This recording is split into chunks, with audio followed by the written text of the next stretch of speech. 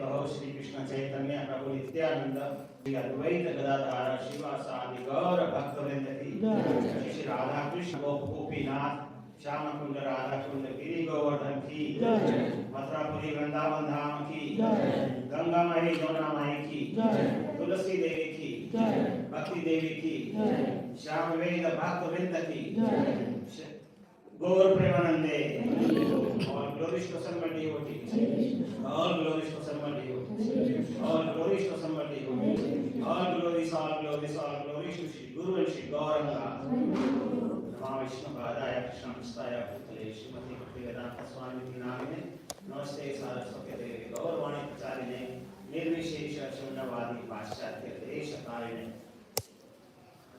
So thank you very much for coming to Sunday Kids program, this temple, and welcome you all. And today is very nice words, so we can read that and try to understand.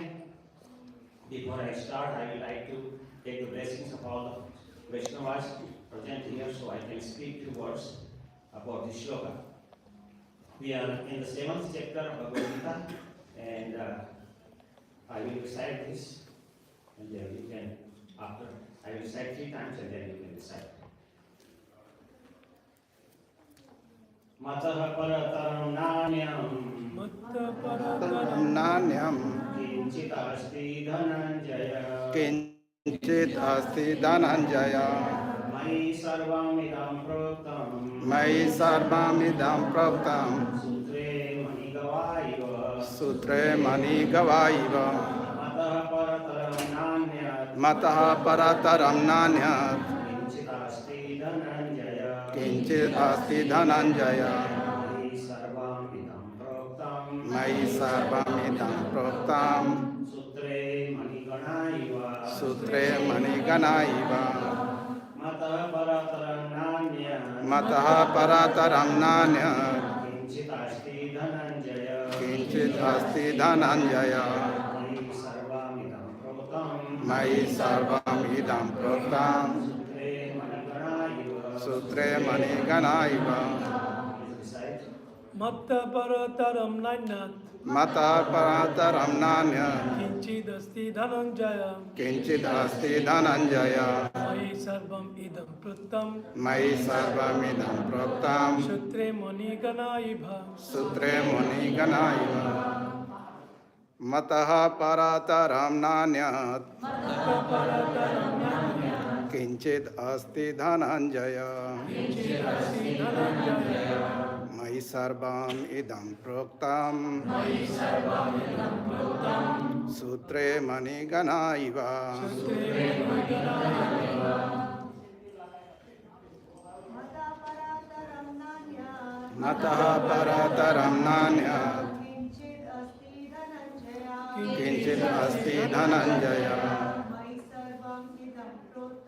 Mai sarvamidam proktam sutre maniganaiva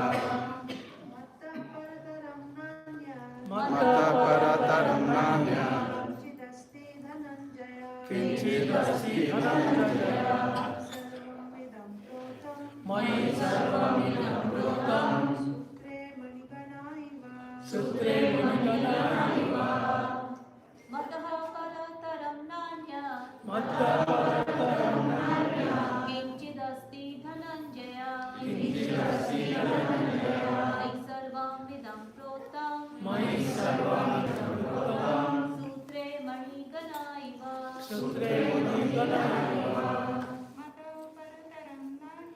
Matah parataram nanyat kinchit asti dhananjaya Mai sarvamidam proktam sutre maniganaiva. So we will work with word-to-word translation. Matah, beyond me. Matah, beyond me. Parataram, superior. Not. Anyat kinchit. Anything else. Asti. There is. Dhananjaya. O conqueror of wealth.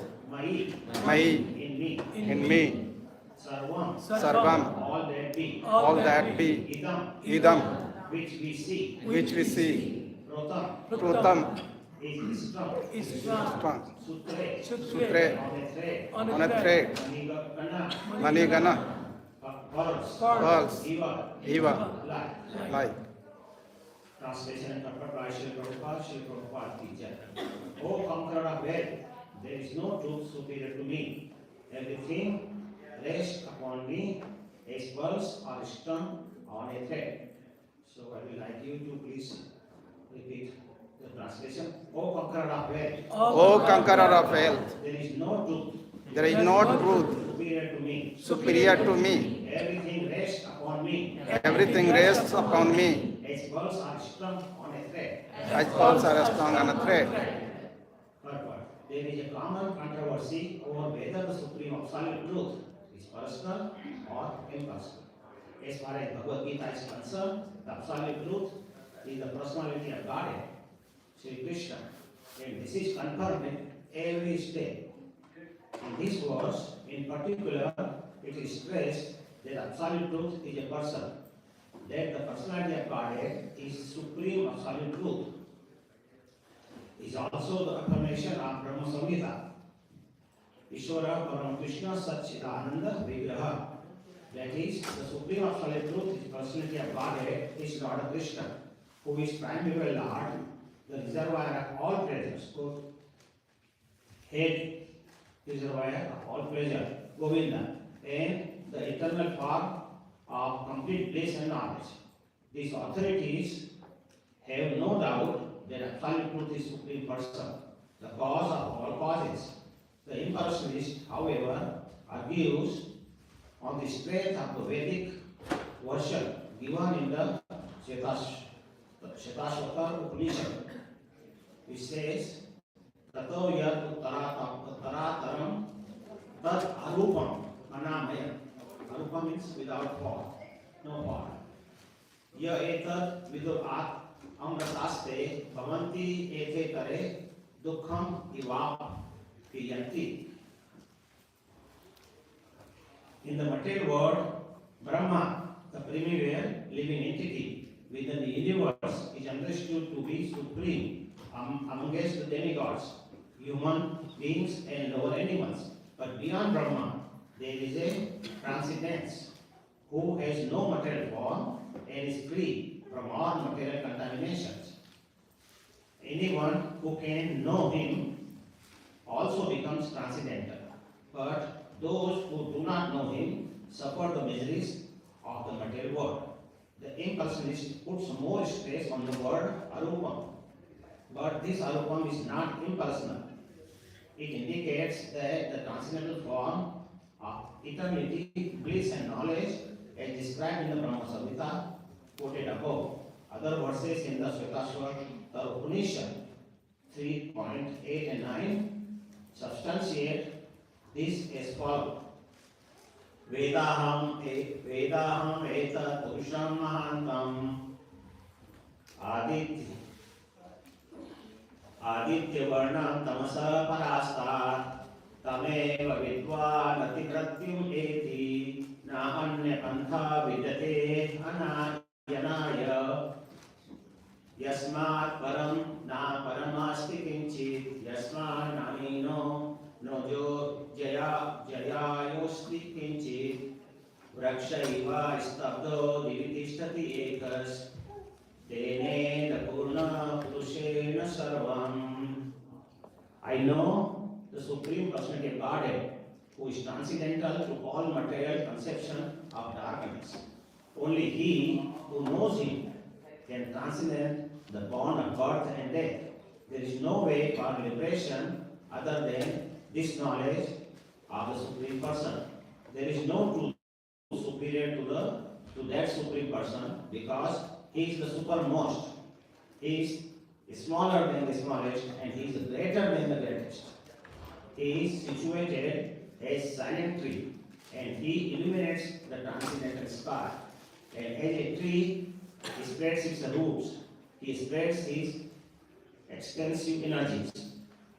From these words, one concludes that the supreme absolute truth is the supreme personality of Godhead, who is all pervading by his multi energies, both material and spiritual. Om Gyanti Gandhasya Gyananjana Shalakaya Chakshurunritam Yena Tasmai Shri Guruvaya Namaha. So we are reading chapter 7 now, and chapter 7 is in Bhagavad Gita, it's divided in 3 parts as everybody knows. The first part, chapter number 1 to chapter number 6 is the Karma Yoga, chapter number 7 to 12 is Bhakti Yoga, and the last 6 chapters are Jnana Yoga. So this is the first chapter we are starting in Bhakti Yoga section. So it's just like a sandwich, you have the Karma Yoga, then on the top you have Jnana Yoga, and in between the good stuff, the lettuce and the veggie burger and all those things, the tomatoes and the cheese and all those good things is in the middle. So Bhakti Yoga is superior, and people can really relish them. So in the seventh chapter, it starts with the first shloka. It says Tat Shunu. Tat Shunu is hearing attentively. So hearing in the bhakti is very important, because by hearing, we slowly cleanse our heart, which we have accumulated so much love for millions and millions of lifetime, and by hearing, it slowly cleans our heart, and then we can actually know the importance of bhakti, devotional service. So that devotional service only by hearing, it comes. So we have the great example of Haridas Thakur, that the Ramchandra Khan actually sent a prostitute, just to defame him, because he was getting very famous. So the prostitute actually came to Haridas Thakur. Haridas Thakur was listening, chanting so nicely actually. So he said, I came here for this and this purpose. He said, I will fulfill your desire, but let me first finish my rounds. I have promised to my guru, I have to finish it. So he was chanting whole night, and prostitute was sitting and listening. And then it was, by the time he finished, it was all daytime again. So she left, she said, I will come tonight again. So she came again, the same thing happened second night also. He kept chanting till morning. And then she came, she said, I will come again. So she came on third night.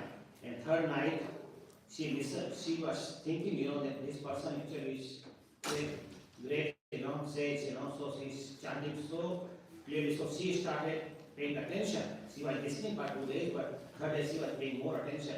And then her heart became so clean just in 3 days that she took the shelter of Haridas Thakur. She became a disciple. And Haridas Thakur left that place next day, and he met her, and she became his disciple, and then she was keep chanting, and she became very famous in the town. So that town is still there, and that her temple is there too. So we can imagine, what is the beauty and what is the importance of hearing. So after that, there is description of Jnana and Vigyan, phenomenal knowledge and realized knowledge. So phenomenal knowledge is the knowledge about the energy, different energies of the Supreme Absolute. And second thing is the Vigyan, which is the realized knowledge, which is the personality of the Lord and the sweetness of the Lord. So that thing is described. And we can see in the Bhakti Yoga chapters, chapter 7 and 8 says about the phenomenal knowledge. And chapter 9 is actually Vigyan, realized knowledge. And chapter 10 and 11 shows about both Jnana and Vigyan, realized knowledge and phenomenal knowledge. And chapter 12 is essence of all Bhakti Yoga. So if you see the chapter 9 and chapter 12, they are most important chapters actually in the Bhakti Yoga, but in both whole Bhagavad Gita, chapter 7 is also important because it is the content of Gita summarized, and 18th chapter use all Karma Yoga, Bhakti Yoga, everything, all. So we should read these chapters and really enjoy, because Bhagavad Gita is the instructions of the Lord. It is spoken by the Lord, and Srimad Bhagavatam actually is about the Lord. So we have to read both. So in this shloka particularly, what Krishna is saying, that Mataha Parataram Nanya, and nobody is superior to me. So he's saying that Krishna is not actually just the source and cause of everything, he is the essence of everything also.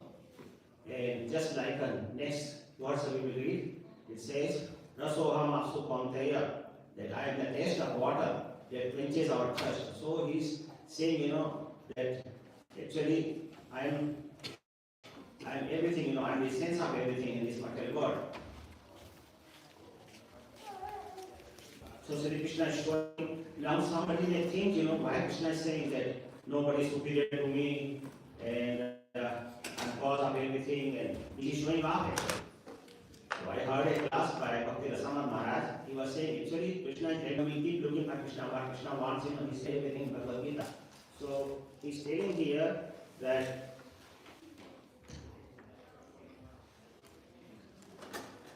Bhakti Rasamana Maharaj actually gives the example that there was a person in a small town and he was going to city one time. So one neighbor told him that there is the person from our next town, the neighboring town. He became the president of a big company, One big company, you should actually go and meet him. So he goes to city and after finishing the work, he goes to company. He didn't know, what he is, He just knew his first name, that's it. He didn't know his last name, he didn't know he's the president of the company, or the CEO, and there are so many employees and everything. So he just goes to security guard and asks him, that where is from the person from this town, his name is this and this, And that person is security guard, who is that. So, but that company people were so nice there, so he sent him to the chief of the security. And he also didn't know who is that, so he sends him to his boss, personal department or something like that. So he keep running to 3-4 different people and nobody knew. So ultimately, the one person said, go to next door, maybe he may be there, So you go up, go and ask somebody there. So he was on the top floor, and then he meets a person and he tells him, I'm looking for this person, he's from my neighboring town, And he said, okay, I'm that person, how are you doing and everything. He took him to the room, and gave him all the respect and everything. So that is Lord Krishna actually, that is a kind of Lord Krishna who is telling us, that I am that person. So it made the job of that villager very easy, rather than going to ask again different people, he just made it so easy. So Krishna is telling here that I am the absolute truth. Nobody is higher than me.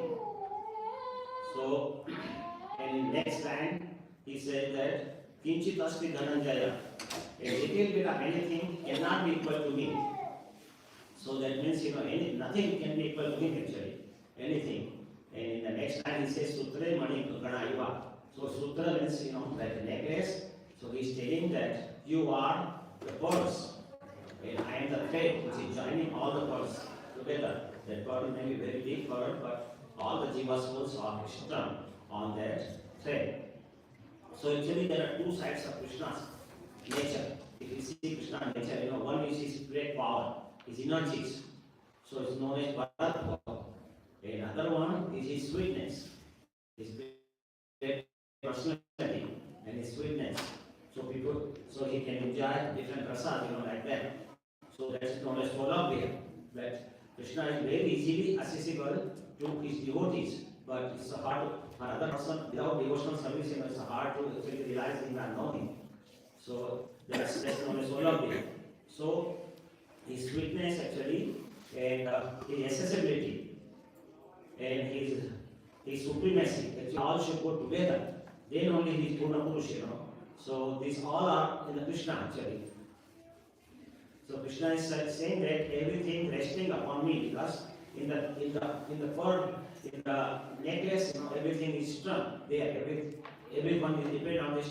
If the thread breaks, what happens? All the pearls are down on the ground, and here and there, So he is holding them. So that's what Krishna is doing. Actually, he is holding all of us in that necklace actually. So Krishna is making declaration, and he is in the no uncertain terms. So he is very firm that I am the supreme personality of Godhead. And no truth is equal to or superior to him. That means, everything is less than me. So that's what Krishna is saying. But it does not make Krishna inaccessible to his devotees. And he is very approachable to everyone actually. And Krishna is saying everything resting on me as pearls are done. So Krishna is so kind, he is telling us we are pearls. So pearls are very costly and very precious actually. So he is saying especially you all jiva souls are pearls and I am the thread. That's what he is saying. So how intimate is Lord to all the jivas? Because all the jivas are strung on the thread. And Krishna is thread. We are so close to Krishna actually, but we don't realize that.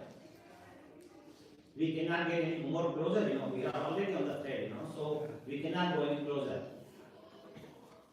Krishna is actually not below us, not above us, Krishna is right in there with us. So he is right with us in the necklace, and where we are the pearls and Krishna is the thread, and he is holding all of us. So that means he is maintaining and sustaining all of us.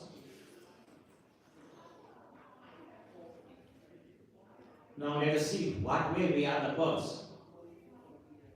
So all pearls are so close to each other because one pearl can see other pearl at this side, that all pearls are. See, if it is the thread of all the devotees here in the temple, then I can see that Ramsham Prabhu is sitting this side, this Prabhu is sitting this side, and I can say that, okay, I'm seeing you, you are doing so nice chanting, or you are reading so nicely, so we can communicate with us right there, so we all are in the same necklace, and all. So we have that kind of relation with each other actually, with each pearl. So connection is not just with the pearls also, we have connection with the thread also. Because we all are in the same necklace. Other point is that these pearls are very rare and very valuable. So Krishna is not saying that you are a piece of dirt. He is actually making us pearl. And he is just being the thread, We all must have heard a song, he said, Prabhuji Tuma Moti Namadara. Have you heard that? So, but this is other way around actually. Because he said, Tuma Moti Namdhara. So he is making us as Dhaga, as Jiva soul, and he is making him the Moti. But Krishna is saying in Bhagavad Gita, other way around. So anyway, so Krishna is not saying that you are a piece of dirt, but he made us compare with the pearls, because pearls are so valuable object. And actually in front of him, if we see him, we are nothing actually, absolutely nothing. But here we see Krishna is so kind, so generous, that he is saying that you are the pearl, so you are valuable for me. You are valuable as pearls, and pearls are why they are valuable, because they are very difficult to get. Pearls are in the oyster, and the oyster is in the bottom of the sea, so it's very hard to get. That's why pearls cost so much money. And so, actually, if we see, Krishna thinks that everyone has value in the Krishna's eye. So it's not Krishna thinks anybody, even he is not falling good, like we have son, he's not falling water, he's not behaving good, he still will love him. So Krishna actually loves everybody, bad boy or good boy, everybody Krishna loves. Because we all are son and daughters of Krishna. So, but we should realize that what Krishna is, and we should love him with open heart. So we actually, each pearl is part of the whole necklace, whole thing actually. So at the same time, a single pearl has its own identity. So it's not like we are in the whole necklace. That's why we are valuable. We are valuable individually also. It's like a Achinta Veda Tattva. So It's like that. Every pearl has its own identity. Everyone actually is in unity with other pearl. Because when we are in the same necklace, everyone has unity with each other. So all the jivas should actually respect each other. Because now there is so much hatred. That's why all these whole things are happening in the world because of the hatred. There's so much envy and so much hatred with each other. They cannot tolerate it, And that's what this whole thing is doing. Otherwise, if they value each other, then there will be no fight. Everybody will be like Vasudeva Kutumbam. So, and they can live with peace. But that thing is not, because we don't understand who is our Father, and that's why we are all suffering in this material world.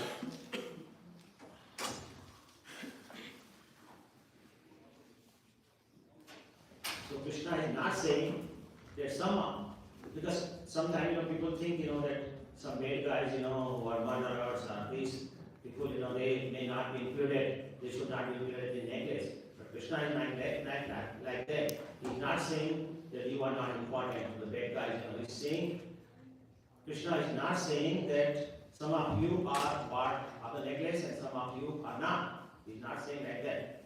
He's respecting every one of us. So that's a bad thing. Each one has connection to each other and with the thread also. And Krishna is saying that everyone is on my path. So Krishna is saying, why is saying everybody on my path? That means ultimately everyone will go to Krishna. Somebody may take 100 lifetimes, somebody may take 10 lifetimes, somebody can get liberated and go to him in this lifetime only. But everybody is on his path and everybody is looking for Krishna. They may not be even knowing, but still, because Krishna is right in our heart and he is super soul. He is watching everything, he is giving us intelligence. Whatever we got in this material world, everything is given by Krishna. So, he is respecting all of us actually, each of us, and we are actually unified and we are connected to each other. Sometimes we are different also, because some, like in the necklace you can see some pearls are bigger, some pearls are small, some pearls have different colors. So that way we are different also. So like people look differently, like African people look differently, Indian people look differently, American people look differently. So there is different, different shape, size, So that is possible, but we all are individual. Same way we all individuals are in the course, there will be some differences, but each one has distinguishing qualities actually. So no one can actually take our place, because we have certain place in Krishna's kingdom and nobody can take our place. And in Golok Vrindavan actually, who are serving the Krishna, they are really enjoying the association of Krishna. There everyone is free and everybody is joyful. So we can be joyful also that way, if we really remember Krishna. There are so many cows in Golok Vrindavan, so many cows, and everyone has unique features. Every cow herd boy has a value and they have different roles. When even one cow herd boy goes out, Krishna will know that somebody is missing. So actually, and Krishna calls him, that please come back. So that's the love Krishna shows to his people. Krishna knew Krishna had 9,009 lakh cows, and he knows every cow's name and all his friends' name. He remembers by heart. We cannot sometimes remember our own family member. So what to say, but Krishna can remember everything. So sometimes like now, we fall down from the Vrindavan, we are suffering in this material world. But when we go back to Krishna, actually he gets so happy. Like he got a long lost friend back, and he gets so happy. He actually asks us that, oh my dear friend, where you were, how you have been, like that. You have missed, I'm missing you for a long time. Krishna said like that. Now you to Kumar, who returned back to Golok Vrindavan, and Krishna said the same thing to him. So Krishna says that you are in an empty spot, was not looking that great. Now you are back here, and it will look better again. So that's a Krishna's actually and mercy on all of us. So actually, each one of us is so small compared to Lord Krishna or the whole necklace. Our role or our place in Krishna's creation is so tiny. We are so tiny individuals actually, you know. You see whole Krishna's creation, there is millions and millions of galaxies, and each galaxy has so many planets, you know, so it's a very big creation by Lord Krishna. But in front of that we see that we are so small actually, but still Krishna is giving us so much importance. And sometimes in this world, you know, we get little money or little house and or little car, you know, we think we are so great. But you see how where we all got from Krishna. And Krishna he is the owner of all Tribhuvan, all planets. So how big he is, you know, in front of Krishna what we are? Actually nothing. And when Mahavishnu actually at the end of this Brahma's day, we all go to the belly of Mahavishnu. And then he inhales, you know, all the planets actually go in his belly. And when he exhales, then from his skin pores all the universes come out, you know. So we can imagine how big is Krishna. We always say that God is so great, but actually we do not know how great he is. We have said God is great, but we do not know how great he is. People may think, you know, I'm so great, I'm so powerful, I'm so rich, I have so big house, and all those things, you know, they may think, you know. But we are nothing in front of Lord Krishna. That's why Krishna is saying here, Mata Parataram Namya Vinchit Asti Dhanajaya. So that is the reason Krishna is saying. Here the beauty of Krishna is that anyone comes to him, you know, he actually respects him. And if he wants, actually he can crush us. He's like an elephant and we are like a small ant, you know, he can crush us any time. But Krishna doesn't do that. He has so much love for us. We have to feel that. Krishna is saying us that you are a pearl in my creation and you are so valuable to me. And there's a missing pearl in the necklace. When the necklace, you know, some pearl is out, you know, it doesn't look good, you can notice it right away. Like from the teeth, you know, sometimes the children teeth, you know, one teeth breaks, you know, you can see, you know, there is so big gap. Similarly, missing gap you can see in the necklace also, which is Krishna's necklace. In the Krishna's necklace, even one person goes away, you know, Krishna notices it, he feels it, you know, that this person is not there, and Krishna wants him back there. So we all are missing tooth actually, you know, from Gola Vrindavan. We were there because spiritual world is so big. It's 3 times more bigger than the material world. So there are so many nice people actually. The bad people are here in the material world who are not in here. And the best way, Krishna is saying, you know, how you can come back to me. So Krishna gives us so much value.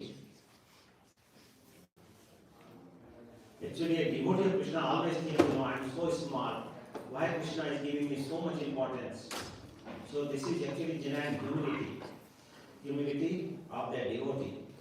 Actually, Krishna is so merciful and kind to all of us. He gives us so much personal care and attention. So we have to see that. He is with us all the time. You can imagine, you know, as a super soul, he is in all Jiva souls. He is in the tree, he is in all the human beings, he is with the bad people, good people, he is with the birds, fishes, everywhere, in the pigs. So everywhere he is, even in the worm of the stool he is there, which nobody likes, you know, to be there, but he is still with that worm. So we can imagine how merciful he is. So now let's stop a little bit. We talk a lot about the pearl. Let's talk about the thread. With the thread, Krishna. Lord Krishna, with the thread actually. He is holding all of us in that thread. So, then what is the good necklace? Good necklace, you know. Good necklace, you know, good necklace, if it is done like real good craftsmanship, you should not see the thread which is holding. So that if the necklace is good, which Krishna should, that's why Krishna is within us. Krishna. Many people go and see, where is Krishna, like that. Everybody is looking for him. All are looking for him, for the Krishna. But he is not visible to everyone. He is visible only to his devotees, which are performing his devotional service. So nobody can find him actually. That Krishna says in Bhagavad Gita, Nam Prakasha Sarvasva Yoga Maya Samavita Muro Yam Nade Janati Loko Mam Jab Avayam. So Krishna is saying that I never manifest to the foolish and unintelligent people. And he is saying that for them I am covered by my Yoga Maya. So that's why people cannot see Krishna, and only devotees can see. And therefore they do not know that I am unborn and infallible. In next shloka, Krishna says, Vedaham samatitani vartamani cha arjuna bhavishyani cha bhutani mam tu veda na kashyana. Krishna is saying that I know your future. He knows whatever is going on, what happened before, what is going on now, and what is going to be in the future. So Krishna knows all present, past, and future. He knows everything, and nobody knows except Krishna actually. So people are asking, do you see the thread? Do you see the thread that connects everything from Krishna? Do you see the thread? Everybody is saying, no, I'm not seeing it. So actually the Lord, nobody can know the Lord by studying Shastra. Somebody, if they do not take the shelter of Guru and learn properly with devotion, with devotional service, nobody can know. People say, why I need Guru? Everybody needs a Guru actually. Without that, you cannot get proper knowledge. And also, you have to render devotional service to Guru and to devotees. Then only you will know. Otherwise, only by devotional service Krishna can be known. So Krishna said, Bhakti Amam Janati. Only by devotional service I am to be known. And Krishna actually chooses to reveal to only those people who are his devotees. When he sees that the devotee is qualified, then he will reveal himself, in the heart. So he's sitting right in the heart as Super Soul, so he will reveal us actually. Because Lord cannot be proved by any logic. People can put 10 logics, Lord is there, Lord is not there, or thousands logics, but he will not be. And so far people are looking for proof that God exists, but nothing has been satisfactory actually. So that's what Krishna is saying, Mata Paratram Namyam Kinchidasti Dhananjaya. So Krishna is a thread completely hidden in the earth. So Sri Prabhupada is saying that any intelligent person with little bit of brain, he can understand the existence of the God, but no one can prove it. Proving is hard, but they can feel the existence, like we feel the air. When we got oxygen, we can, in the morning, so nice, so refreshing, we can feel the taste of the water. We can see how the seasons are changing itself, Even a small machine, needs a brain. Somebody has to put it on, somebody has to put it off. So how this so big creation can go without a person, who is running it, So there has to be some person. Somebody says it just came out itself, with big brain. That's not right actually, Somebody has to be behind it.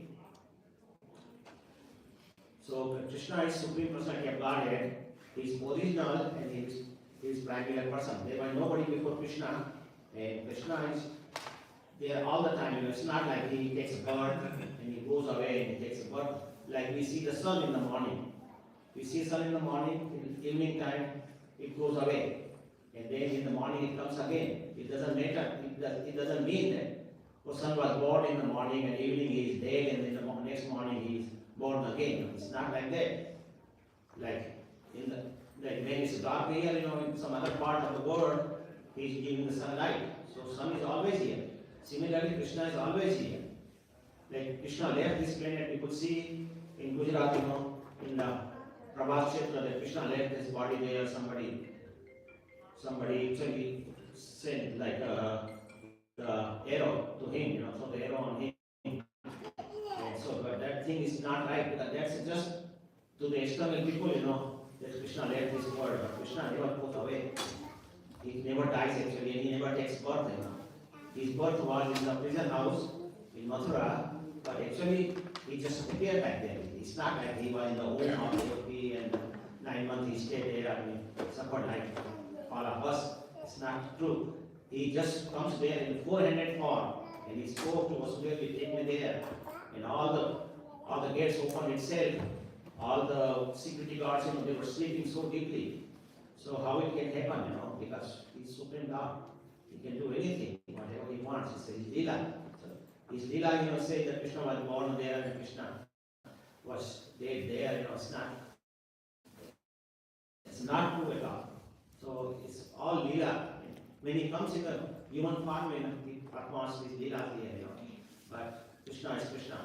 You cannot see that he is not Supreme Person. He is Supreme Person and he performs all the Leelas in this world, and after finishing his Leela, he goes to some other world and then to some other world. But one beauty is there, he is still all the time simultaneously, he is in Golok Vrindavan also. It's not like Krishna comes here and then there is nobody in Golok Vrindavan. Because he brings everybody here, so who is there? But it's all extension of Krishna. Krishna is there too, and whatever comes in, they are all extensions. So Krishna always lives in Golok Vrindavan. He never leaves that place, but he simultaneously is coming to different universes, and then from one universe goes to other universe, other universe, other universe. So somewhere he is performing Leela, somewhere he is stealing the butter, somewhere he is dancing the gopis, and so he continues his Leelas always.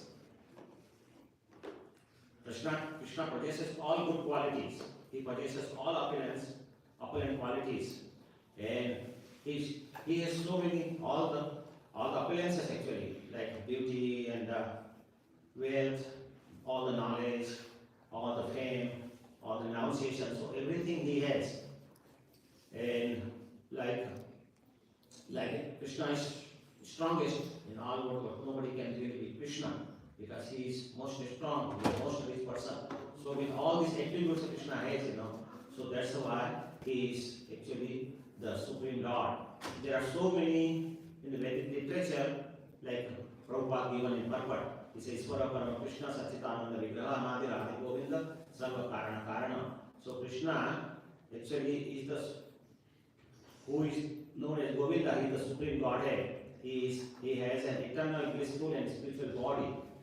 He is the origin of all, and he has no other origin. So we all have origin, If you go, like my father was Ramanarayan, and his father was Dhanalal, his father was Mojilal, like that, I can trace it to Krishna back, So we all have the origin somewhere, but Krishna has no origin.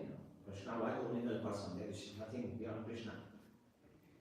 And he is cause of all the causes. And there are many other shlokas like Bhagavad Gita. Krishna says the same thing, what he is saying in this shloka. Krishna says, Ram sarvasa prabhavo tata sarvam parvasate iti matva vajadhima buddha bhava samandita. So Krishna is saying that I am the original of all creation. Everything proceeds from me. The wise who knows this perfectly worship me with all their hearts, with great faith and with great devotion.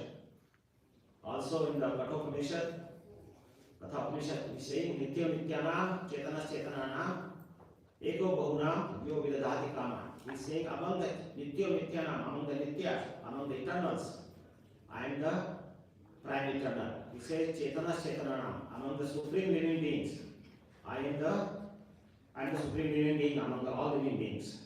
So, and he also maintains all of us. Everything comes from him. And Krishna is so kind to us that he has shown how we can go to him also, So we need not to search anywhere, how Krishna is saying. We are in Kali Yuga, there is so much bad activities going on. So Krishna is saying, Hare Rama, Kevalam, Kalau Nasteva Gati Nanyata. So he is saying in the age of Kali, there is no other way than chanting the holy name of Krishna. So this is the best method. We did chant, chanting and hearing. While we are chanting Krishna's name, we can get purified, and Krishna will be very merciful to us. Krishna also said in Bhagavad Gita, Sarvadharmam Parityajya Mam Ekam Sharanam Vraja Aham Tam Sarva Papebhyo Bhakshayasthami Masya. Krishna is telling that forget about all these material religions. follow me, remember me, chant me. Krishna is saying, Man manava mad bhakto madhyadima manusturu, mam vaishyasya satyam te, prati jani priyosmi. Krishna is only saying us, do these four things. He's making it so clear. He's saying, always think of me. Anybody can think about Krishna, just remembering Krishna all the time. Also, he's saying, become my devotee. Worship me and offer your pranam, homage unto me. So it's not nothing very difficult. Anybody can practice that. And by that, Krishna is saying that thus you will come to me without fear. He's giving us the guarantee. And I promise you this because you are my dear friend. He was telling to Arjuna, but he actually through the Arjuna he is telling to all of us that how we can actually go to Krishna. So we should try our best and like remembering Krishna, worshipping him, taking association of devotees, having a spiritual master like Sri Prabhupada, reading Sri Prabhupada's books. So there are so many different ways we can do proper bhakti and then take shelter of Krishna. That will be best for us, and that whole world actually can be a beautiful place. Because now it's so ugly. The necklace looks ugly because we have all bad parts there, We have to have all good parts. Then necklace will be really shiny and beautiful. So it can be done, but we have to have that kind of intelligence and think about Krishna and worship him. And we should actually chant as much as possible, and that will really help all of us. So thank you very much for listening. I have 5 minutes left, so I will open it for any question, answer, or any discussion. So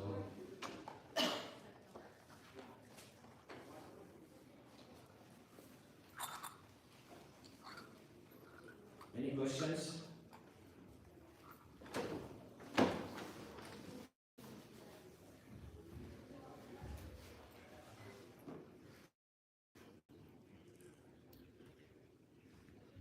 So, if no questions, then I can tell something about the like Prabhupada writing in the purport, because there's so much misconception actually about if the Lord is Sakar or Nirakar, he has form or no form.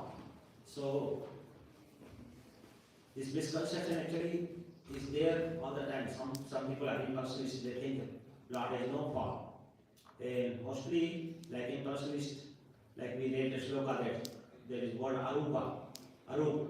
So Krishna has no form, but actually Krishna has form, and so different people realize Krishna in different way. Like some people realize him as Brahmana, some people can realize as Paramatma, some people can realize him as Bhagavan. So this all realization are the same Supreme Lord. So our Acharya actually on the basis of the scriptures, they said that there are two features, personal feature and impersonal feature. So God is both personal and impersonal. But it is the same thing. Like in Srimad Bhagavatam, in the first chapter, first canto, second chapter actually, there is shlok, Vadanti tat tattva vidas tattvam yadi, agyanavayam prameti paramatmeti bhagwan iti sabdate. So actually the Brahman, Paramatma and Bhagwan. So these three features Lord has, and everybody like Jnani actually they worship the personal God. And so they think that Lord is just the Brahma Jyoti, which is the effulgence from the body of the Lord. But those people actually cannot see the Supreme Lord, because Lord Brahma Jyoti is far away from the Krishna's abode, Gola Vrindavan, and so they cannot see Krishna at all there. So, and some people who worship Paramatma, they are yogis actually. Yogis worship Paramatma. They do the meditation on the super soul. And other people, who worship the personality of God, a personal feature of God. So they are the devotees, and they worship the Satchitananda form of the Lord. So Prabhupada is saying that absolute truth is both subject and object. Krishna is both actually. There is no qualitative difference between subject and object. The same.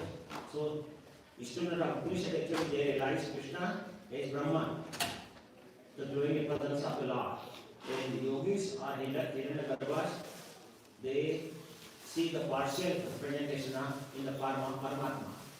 And the devotees actually, they worship the Bhagwan because this is the last word of absolute truth. And the worshipping, because for the devotees actually it's much easy to realize Krishna. And worshipping, impulsively, actually they all the time fail in the getting proper devotional service because they think Krishna is just like some light or something. They don't think Krishna is a person and we can serve. Because as a person, we can see he's right here is Radha Sharad Bihari and he can accept our services. He's so kind.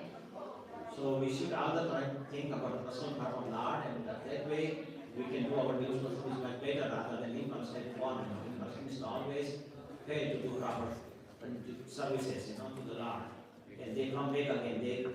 They go to the Brahma Jyoti and they come back again.